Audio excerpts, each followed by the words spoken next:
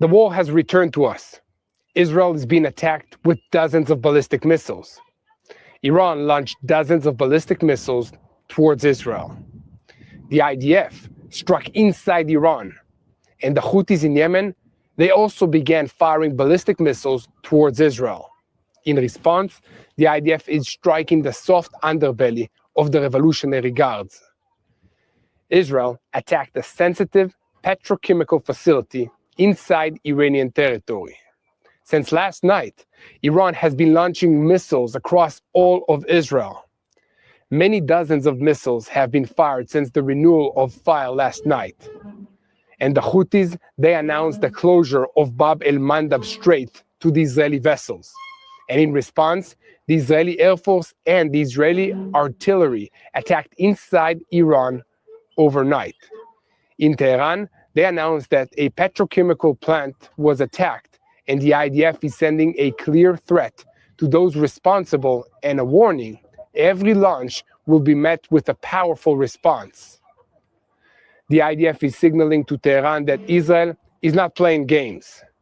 Iran launched missile barrages last night following the strike in the Dahya neighborhood, Hezbollah's stronghold in Beirut, and sirens were activated one after another across wide areas in Israel. According to the IDF, most of the missiles were intercepted. And now the question is, who did the IDF eliminate in the capital of Lebanon? Who was so important that the Revolutionary Guards in Iran and the Houthis in Yemen broke all the rules? From the moment that Israel struck in the heart of the Dahya neighborhood, something in the Iranian axis broke. This was not just another strike in southern Lebanon, but a blow inside the symbol itself. Hezbollah's urban stronghold, the place from which Iran has spent years building its armed and deterrence against Israel. According to reports in Lebanon, 2 were eliminated and 11 were wounded, but their names have not yet been released. In the IDF, they're talking about Hezbollah infrastructure, an operational target that was used to advance terrorism against Israel. And this is where the big question begins. What was there that so deeply disturbed Tehran? Because hours later, Iran and the Houthis had already broken all the rules. Ballistic missiles from Iran, a missile from Yemen, and then an Israeli response inside Iran. Because within one day, the ceasefire turned from a thin diplomatic piece of paper into a burning arena. Welcome back to the State of War. And we are here to bring you the whole truth about what's happening in Israel and everything that you need to know. I'm Yair Pinto. With me is Mati Shoshani. We are here on Boots on the Ground. We bring you the whole truth about what's happening in Israel and also the whole truth about what is happening in our neighborhood, the Middle East. Today is June 8th, so let's begin. And as we all know in the Middle East, the strong survive. If Israel does not break the Iranian equation, then we will be destroyed. For the first time since the ceasefire that ended Operation Lion's Roar, and in response to the launch of 11 missiles from Iran into Israeli territory, the Israeli Air Force, guided by the IDF Intelligence Directorate, struck military targets of the Iranian regime in western and also central Iran. The strike was aimed at the military targets, and according to reports in Iran, more than 15 targets were attacked all across the country as part of the current wave of strikes. Amongst the targets that were attacked, so far, we have a UAV production plant, the international airport in Tehran, and strategic oil facilities. At this stage, full details have not yet been provided about the extent of the damage. The Revolutionary Guards in Iran claimed that Israel attacked targets inside Iranian territory using ballistic missiles launched from the air. And at the same time, the closure of the airspace of Imam Khomeini International Airport in Tehran was reported. In addition, in the last few hours, Israel attacked a petrochemical plant in the city of Mashhad in southern Iran. The Iranian Fars agency reported damage to the plant. In Israel, they're seeking to send a signal to the regime that energy targets and oil infrastructure are also on the table. The strike on the Karun petrochemical facility in Mashhad is aimed at one of Iran's important sources of foreign currency, alongside oil. And at the same time, the Houthi threat to close the Red Sea and the fear of blocking the Strait of Hormuz and are creating double pressure on two of the world's most sensitive maritime trade routes. From Iran's perspective, a strike in Mashhad area is especially sensitive. This is one of the most important petrochemical industry concentrations in the country, near the Persian Gulf and the Bandar Imam area. The Karun company is not just another regular industrial plant. It produces central raw materials for the polyurethane industry, including TDI and MDI, which are used in the insulation, automotive, furniture, and sealing industries.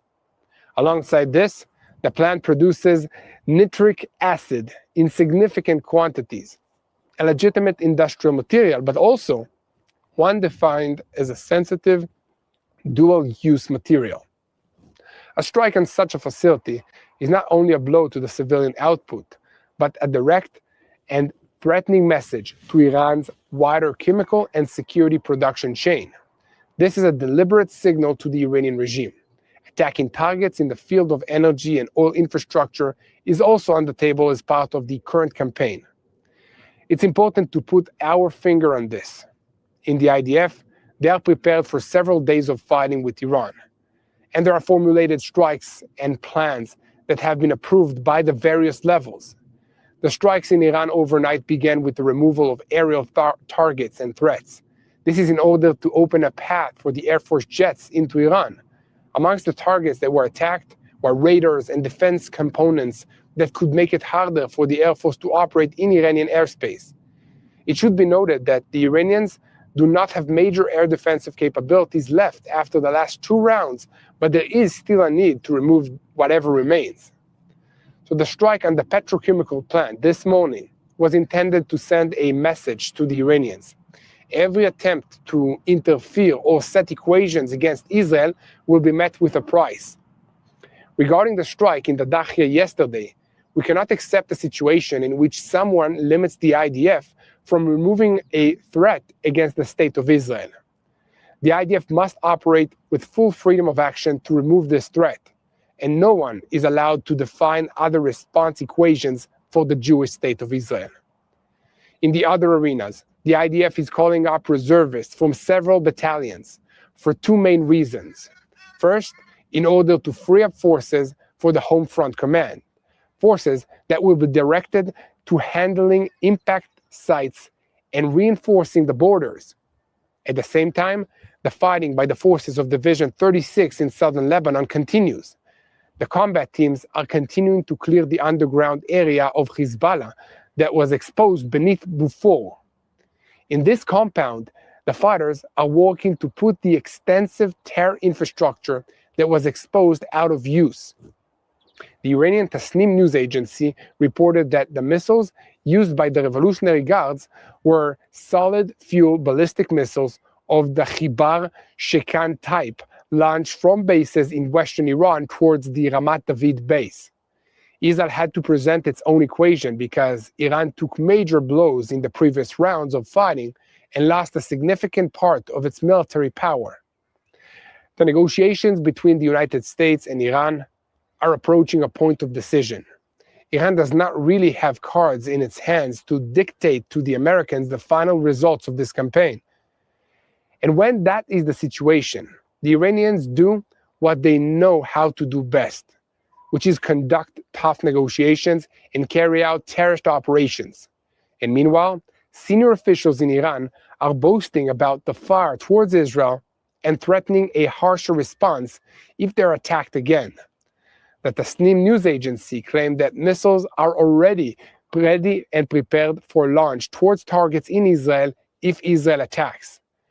Ali Abdullahi, the commander of the Qatam el-Anbiya headquarters in Iran, said that Israel, with the support of the United States, crossed all red lines, intensified its strikes in southern Lebanon, and attacked in the Dakhia. But It is important to note that intelligence in Iran claims that Prime Minister Netanyahu and Donald Trump carried out a sting operation in order to lull Tehran to sleep. In Iran, they are certain that an American strike is about to come. The spokesman for Iran's foreign ministry, Ismail Bagahi, said today that the United States bears direct responsibility for the latest ceasefire violations and that Israel's actions cannot be separated from American policy. Tehran, it seems, is now playing across the entire field, from an attempt to send a Hamas terrorist to carry out an attack against a ship belonging to Mano Shipping, an Israeli shipping company in one of the ports of Greece, to increasing the pressure and friction in the Gaza Strip, and all the way to attempts to close the Strait of Hormuz and conduct empty battles with the American military in the Gulf. But the crown jewel is Hezbollah's fighting against Israel. This arena provides Iran, through Hezbollah, with a platform for applying broad pressure on the United States and on other countries. Following the Iranian missile attack towards Israel, central flight routes in Iran, Iraq, and Syria were closed. Iraq suspended all air traffic for 72 hours, and in Syria, the southern routes were closed, and the airport in Damascus was temporarily shut down. After the continuous barrages from Iran towards Israel, and in the shadow of an Israeli source making clear that the response will be severe, United States President Donald Trump last night gave only a weak response to the Ayatollah's regime and called on them to return to the negotiating table. Trump said to the Iranians, "You fired your missiles. That's enough. Come back to the table and make a deal." And in an interview with Fox News, he also added that the United States and Iran are close to a deal. He also said that he's not happy about the Israeli strike in Beirut and added, "I would say we will sign an agreement this week." And now this happened. Axios reported that the President of the United States intended to call Prime Minister Benjamin Netanyahu and tell him not to strike Iran in response. Later, the two spoke, and afterward, Netanyahu conveyed the situation assessment. And after all of that, Israel went out to strike Iran. So in Israel, discussions are still taking place about whether to wait with additional urgent strikes, and if so, for how long. According to senior officials in Israel, the assumption is that the Iranians will harden their positions in the negotiations with the United States, and then the IDF will be able to carry out a blow in the cooperation with the Americans. And the Houthis are no longer only threatening. This morning, the Yemeni terrorist organization fired ballistic missiles towards Israel, and in addition, expanded its threats and announced that every Israeli ship in the Red Sea would be attacked. In the Middle East, people are closely following unconfirmed reports of an airstrike aimed at the American El Kharj Air Force Base in Saudi Arabia. Following the fear of the expansion of the regional confrontation and possible retaliatory attack by Iran, the General Directorate of Civil Defense in the kingdom issued an urgent warning. In the announcement, citizens were called to seek immediate shelter and obey the instructions that are being distributed. And in addition, Israel is stopping humanitarian aid to the Gaza Strip until further notice. The coordinator of the government's activities in the territories announced the closure of all crossings into the Gaza Strip in light of the security situation and the missile fire from Iran. There's a lot ahead of us, so let's dive into the details. I'm Yair Pinto, and with me is Mati Shoshani. We are here on Boots on the Ground. We bring you the whole truth about what's happening in Israel and about the war against the Revolutionary Guards in Iran, which is the head of the crumbling axis of evil in the Middle East. And the second before we begin, I want to call on you to continue spreading the truth. Share our content with as many people as possible. Click on the subscribe button. And most importantly, do not forget to look for me, Yair Pinto, and for Mati Shoshani on our social media accounts to get a view through our eyes of what it's like to live here in Israel under this war. So our senior Middle East correspondent, Mati Shoshani, is with us now. And Mati, did the strike in the Dahya neighborhood in Beirut expose Iran's most sensitive point? That Hezbollah is no longer just a proxy, but Tehran's last insurance policy against Israel. I'm not sure that's exactly the case. I think there are several complicated stories that are happening. One, as you mentioned a couple minutes ago, what happened in the Dakhia is something that we don't know the details of yet. And let me explain. The IDF insisted on attacking a specific Hezbollah target in the Dakhia within Lebanon. And Iran, before that, makes several public threats stating that if the IDF carries out those attacks in Lebanon, they will then attack Israel. And they do that exactly. And I'd ask you, and I think this is a huge question that we're only going to get the answer to probably in a few days. What was it that the IDF was after in that area of Beirut in Lebanon? What were we looking for? And the answer is likely that there was a very specific target. Again, if you look at the imagery, it's not a substantial bombing campaign. It was targeted against a very limited number of targets. My guess, and this is purely a guess at this point, is that someone high up or in Hezbollah or in the IRGC that was present in Lebanon was the target for the IDF. That's my guess. Yeah, exactly, Mati. IDF, let me just add to that, that the target that was attacked in the Dakhia neighborhood was an apartment in which leaders of the Hezbollah terrorist organization, potentially meeting also Revolutionary Guard leaders, was under attack. So I think that this assumption is very correct, Mati. Which one, though? And I think that's really the big question. We've seen some really early information come out about possible leaders in the IRGC that were eliminated in Iran last night by some of the Israeli strikes. My sense is that something substantial was done in Lebanon, the names of which we don't yet know, but they're probably going to come out. That's one. Two, I'm going to say this. You are 100% correct. The Iranians have been trying to tie the Lebanese front to that taking place in Iran for several days now, several weeks actually. Now, they're doing it for two reasons. One, they actually want to preserve Hezbollah. Hezbollah is a terrorist organization that they've spent a fortune building and keeping alive, and they want to make sure that they are there to threaten, to jeopardize, to harm Israel. Also, the next time around, that hasn't changed. That still is the situation on the ground. But there's another element here.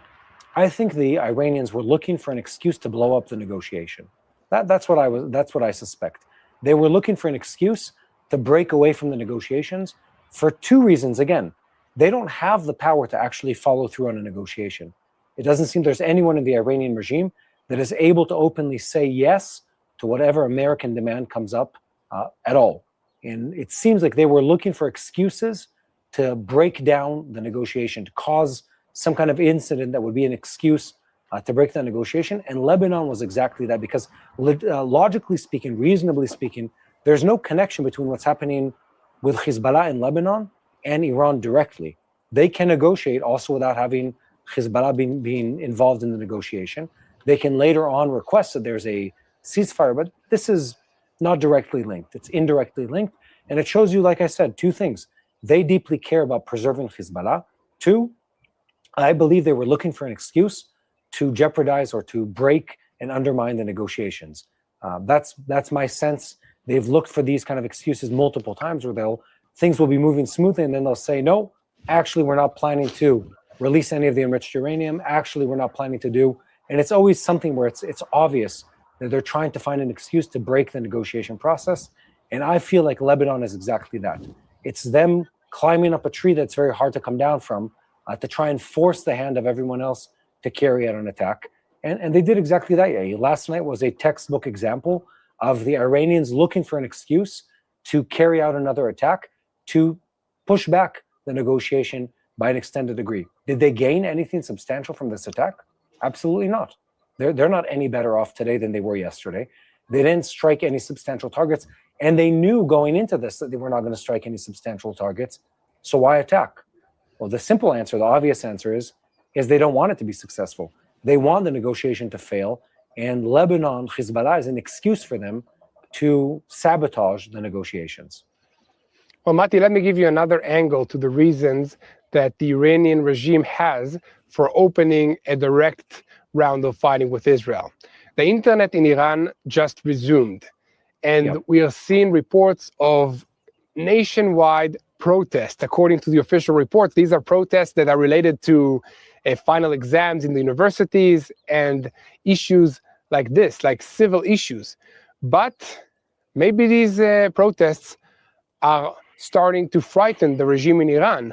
And maybe the regime needs an outside enemy in order to suppress the protests now that the internet is returned. I think that's a very good assumption, Yael. That's probably one of the causes that they're doing this.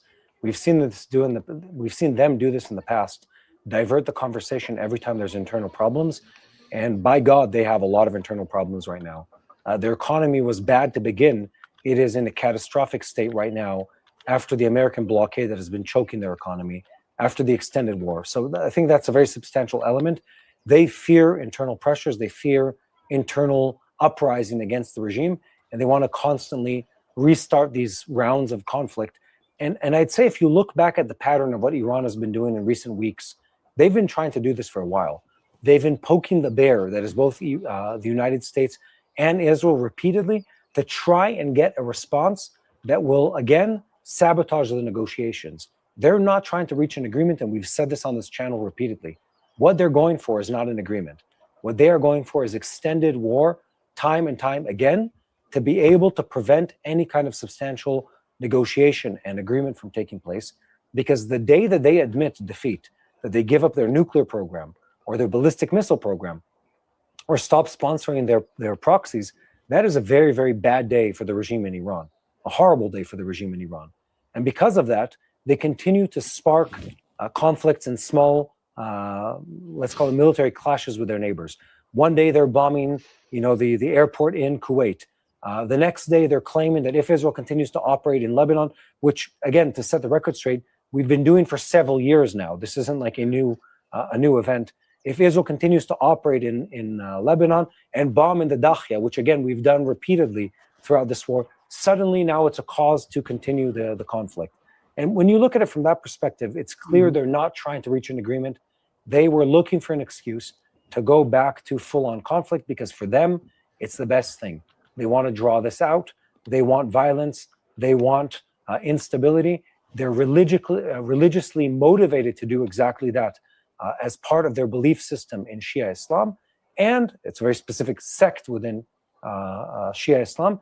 And secondly, they're not actually planning to negotiate. And what we're seeing them do is try time and time again to sabotage the negotiation. And this is an exact example of that. And the US calling on Israel for restraint, contrary to what people think, is not them of being afraid of Israel engaging again with Iran. We've already done that together. It's not them being afraid of what will happen in the region, etc., if Israel once again attacks Iranian targets. It's the US understanding full well that what the Iranians are trying to do here is sabotage negotiations. They're not trying to really win a war. There's no points that they're making from this. They are going after a prolonged process of continued conflict. That's what they're looking for. They're looking to sabotage negotiations and to have round and round and round of conflict. That's what they're looking for. And that has been the case a month ago, and it is the case today. Mati, let's talk about the phone conversation between Trump and Prime Minister Netanyahu. Okay, so everybody's talking about like the harsh remarks that Trump called Netanyahu. And then just yesterday, before Israel struck, we have reports that Donald Trump and Prime Minister Netanyahu had another phone conversation before Israel launched the retaliatory strike against Iran. So what do you think was discussed in this conversation? And is there alignment between these two leaders regarding the next steps of this conflict? Well, I'd say there's coordination and there's a unity in interest between Israel and the United States, but there isn't a complete overlap in the interest and the agenda of each country. In other words, we do coordinate with the United States. Just now, as we're live here, there's been several press briefings by the IDF in Israel that's telling everyone that the CENTCOM, U.S. Central Command in Israel, continue to work hand in hand. We have American officers in our command centers. They have Israeli officers in their command centers. Everything is coordinated. Everything is communicated. It's done with a great level of knowledge and almost intimacy between the two armies in a way that didn't exist in past wars. When it comes to the political needs of Netanyahu and Trump, they're not completely aligned.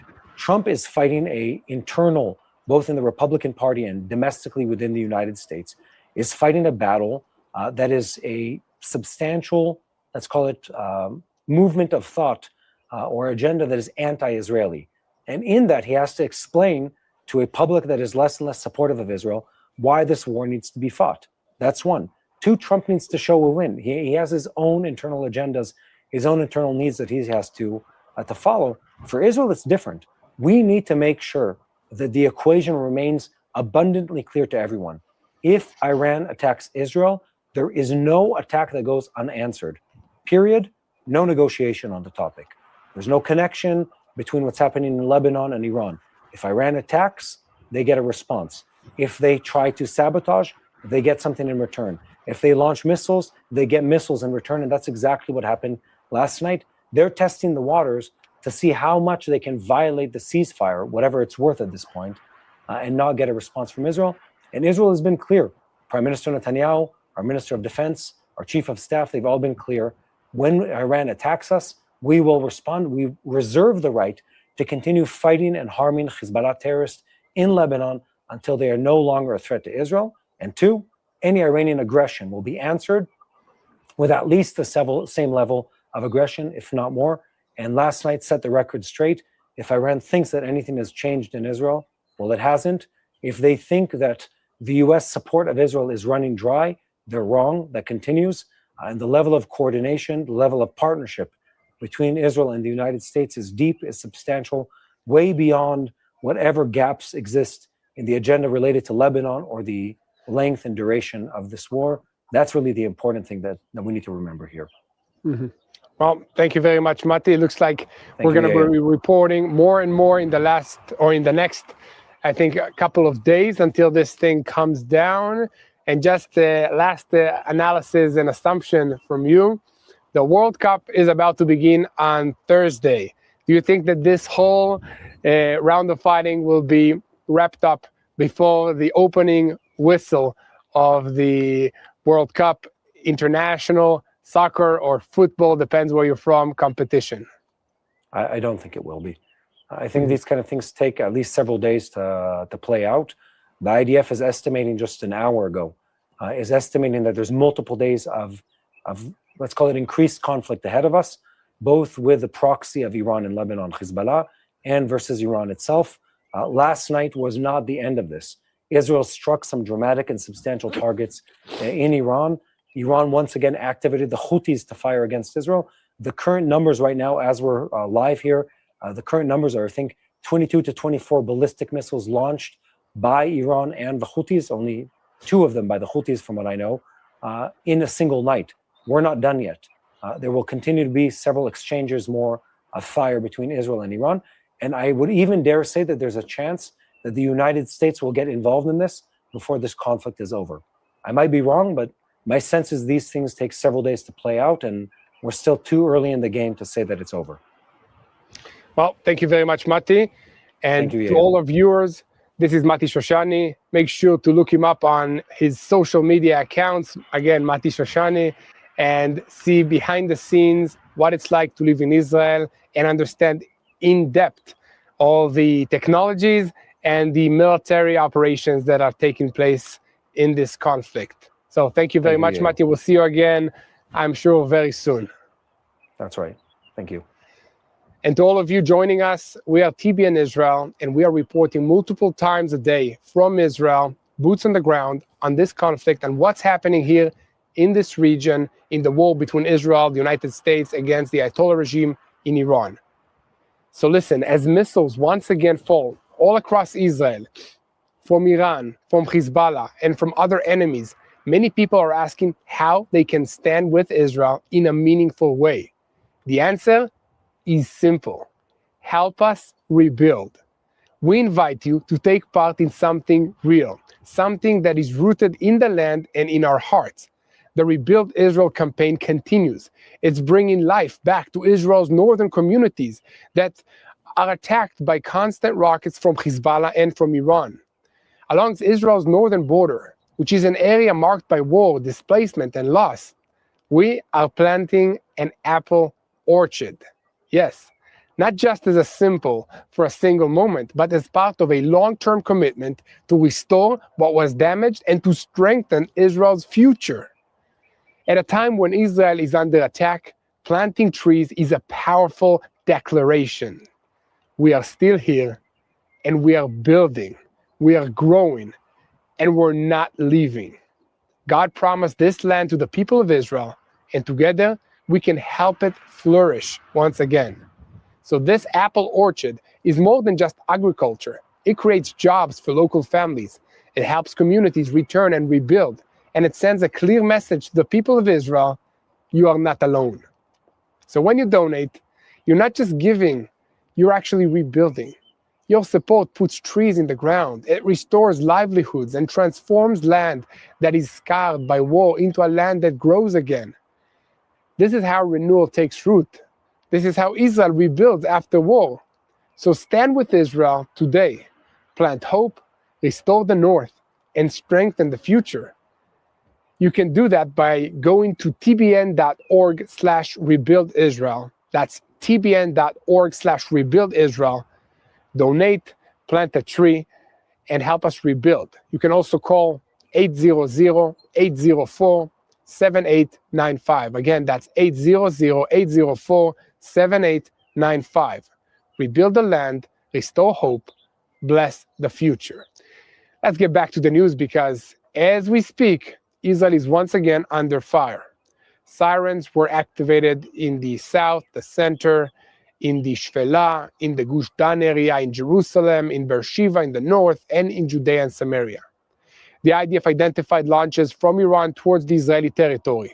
And at the same time, a missile launch from Yemen was also intercepted and is no longer just a limited Iranian response. This is the reopening of several fronts at the same time, on the same morning. And the question now is simple. Is Tehran trying to close the event after a limited round, or is it trying to force a new equation on Israel through power? It all began with a strike in the Dakhia neighborhood in Beirut against the Hezbollah terrorist organization. The IDF struck a Hezbollah target there, inside one of the most sensitive places for the organization.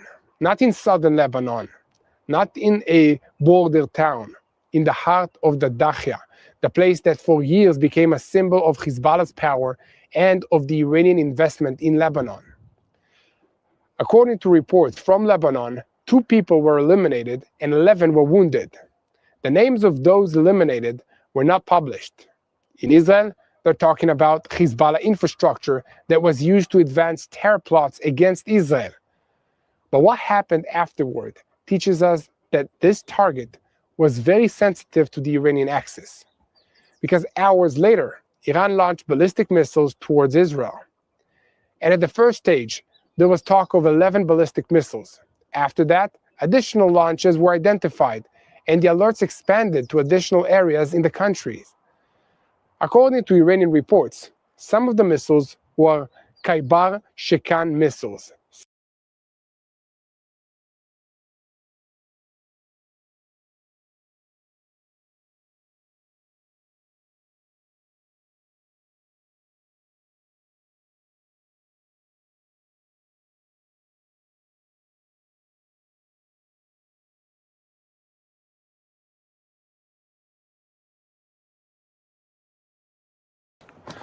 So our connection in our live to tape just died, and now I need to head back to a stable internet connection to continue this report. And stay tuned with me. We're going to put some B-rolls now of the strike, and we're going to join you from a stable internet connection in just a few more minutes. Okay, so stay tuned. Make sure to like, share, subscribe, and be with us here on TBN Israel as we report multiple times a day, boots on the ground style.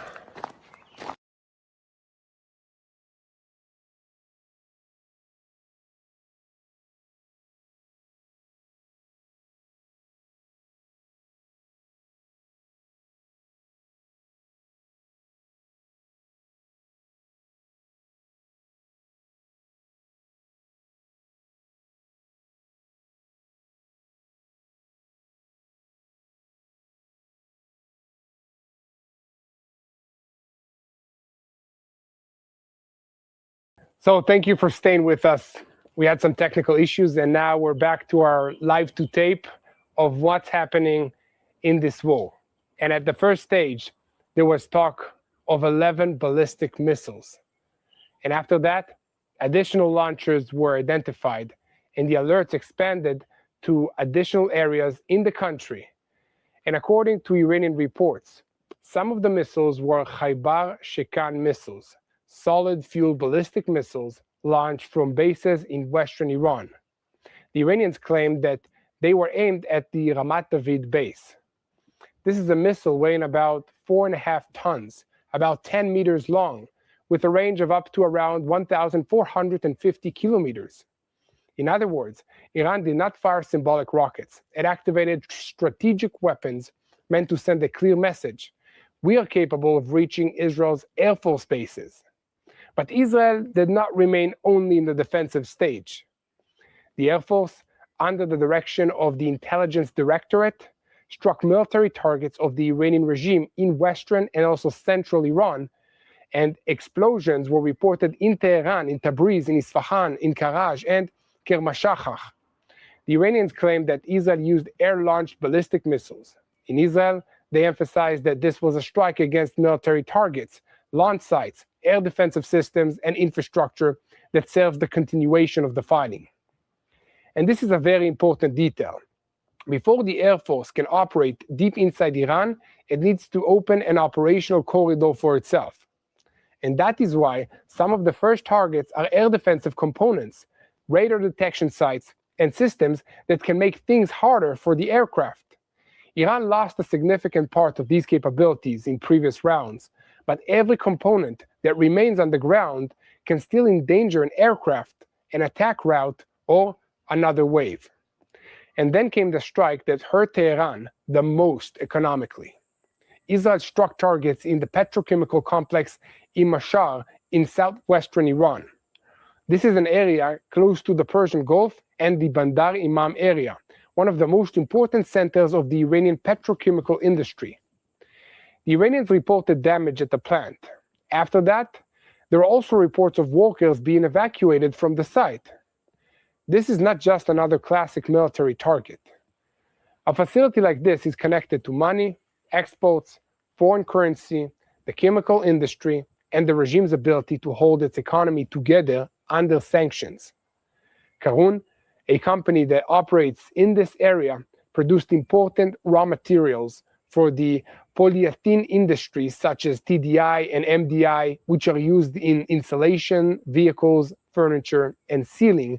Alongside that, this is also an industrial area that produced sensitive, dual-use materials, including nitric acid.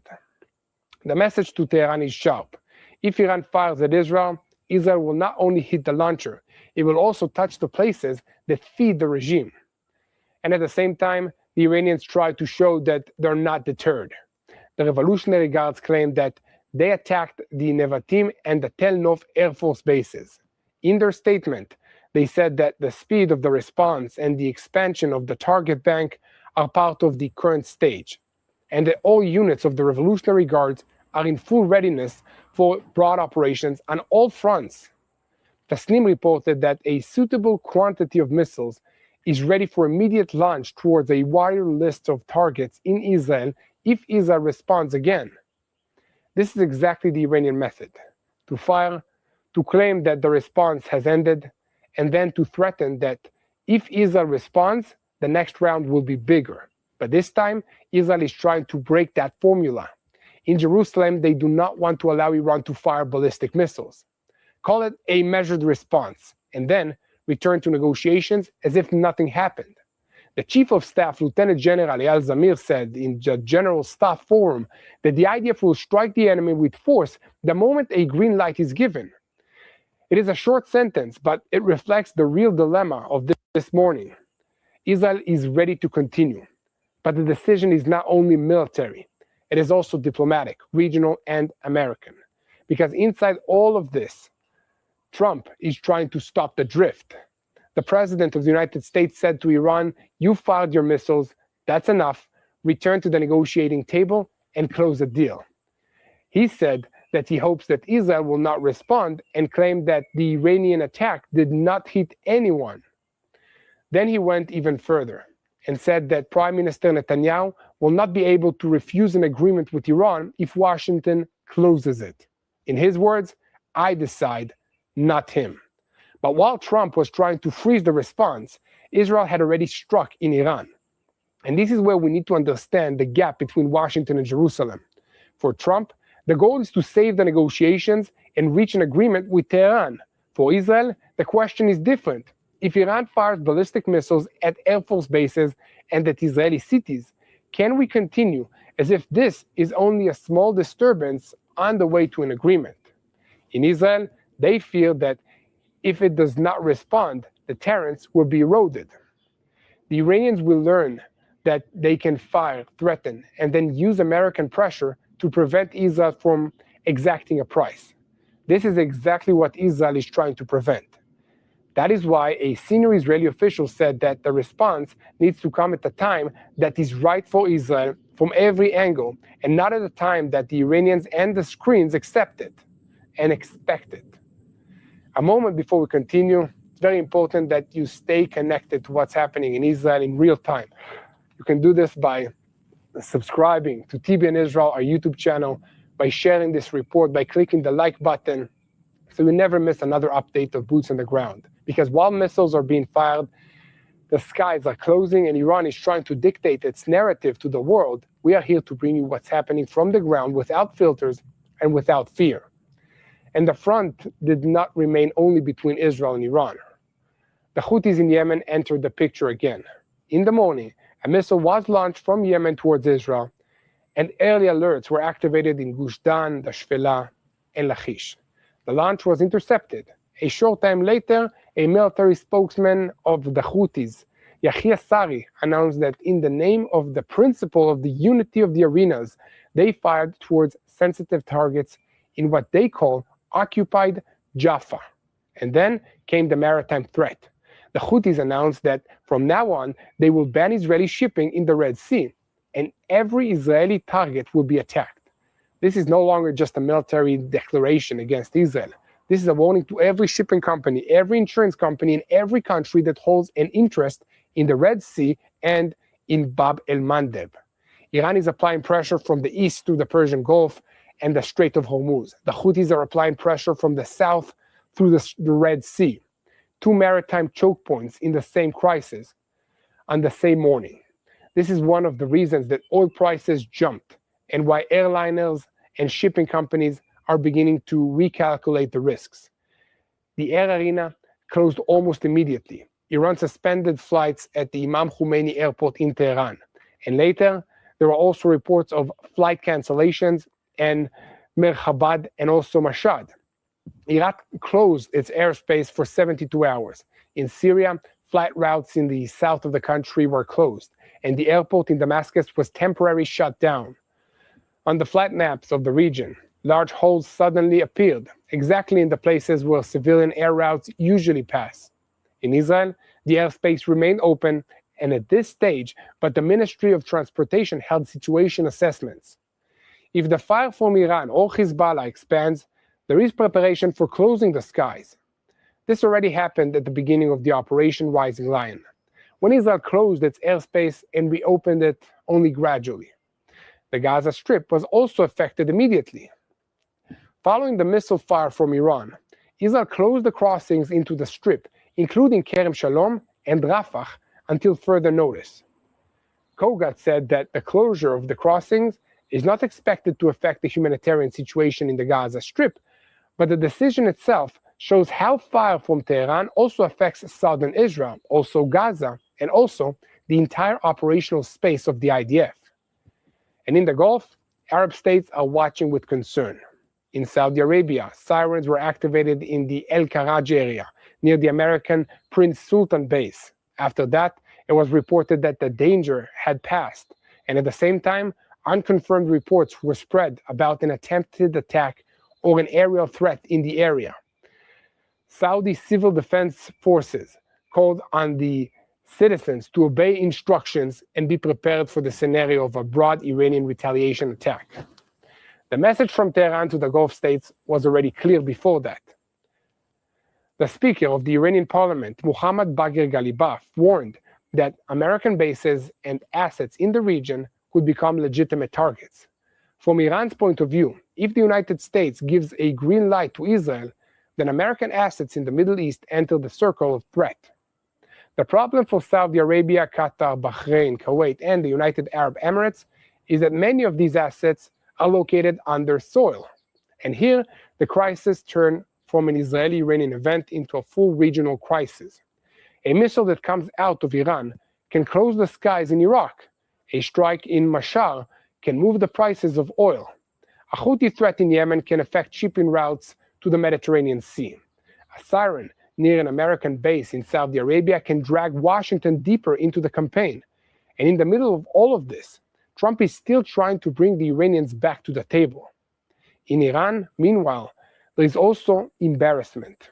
A site identified with the intelligence elements in the Revolutionary Guards claimed that the reports about dispute between Trump and Netanyahu were actually a deliberate deception. According to this claim, all the messages saying that Israel would not attack were meant to put Tehran on sleep, lower its alertness, and allow a surprise attack. They even accused Iranian media outlets that, according to them, helped spread a false sense of security. This is an Iranian interpretation, not an official statement, but it is important because it reveals the mood in Tehran. The Iranians are trying to explain to themselves how, after all the talk about American restraint, Israel still acted in the heart of Iran. From their point of view, either Trump and Netanyahu coordinated a deception move, or Iran was surprised again. Either way, deterrence is now being tested. Israel wants to make clear that every ballistic launch will be carrying a price. Iran wants to prove that it is not afraid to activate its missiles. The Houthis want to show that the Red Sea is returning to being a war arena. Trump wants to end this with a deal. And the Gulf states, they mainly want the fire not to reach them. But in the Middle East, when several fronts ignite on the same morning, it's very hard to control the intensity of the flames. This round began in the Dahya, moved to missiles from Iran, continued to strikes deep inside the Islamic Republic, and now it is already touching the Red Sea, the Gulf, airports, the world's energy prices. This is another short round on the way to an agreement, or the beginning of a renewed regional war that no one will be able to stop anymore. So keep spreading the truth. Follow us, and most importantly, do not forget to click the subscribe button so that you stay tuned to the truth in real time and never miss another update of Boots on the Ground. Keep looking for us, Mati Shoshani, Yair Pinto, TBN Israel on social media platforms to see life in Israel through our eyes. And the best thing that you can do in this situation is pray. Pray for the defensive systems of Israel to work well and protect us against all these ballistic missiles. They are the size of a bus that are being launched at us. Pray for the children of the northern communities of Israel that are receiving the most amount of fire in this time. Pray for the children of Israel, the mothers of Israel, the parents in Israel that have the kids with them and no school. Pray for the IDF soldiers, the US personnel, and keep praying for the peace of Jerusalem. We'll see you again later on tonight.